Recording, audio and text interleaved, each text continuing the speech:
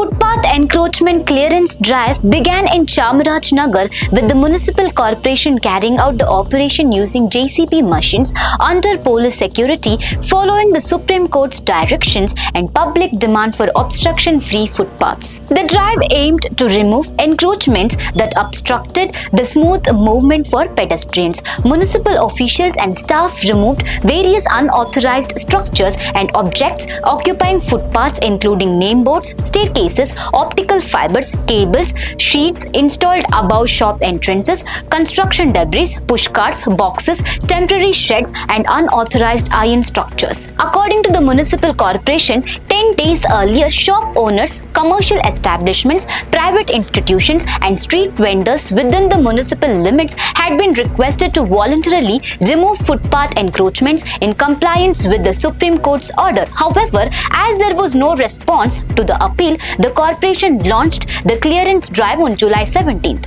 The operation began on Rachaiah Double Road and carried out in phases on other major roads in the city including Court Road, Deviation Road, Doddaangady Road and Chikkaangady Road. Municipal Commissioner Chalavadi Parashuram said the authorities would hold discussions with elected representatives and administrative officials to identify an alternative location for roadside vendors before taking further action. Meanwhile, street vendors expressed concern over the eviction drive.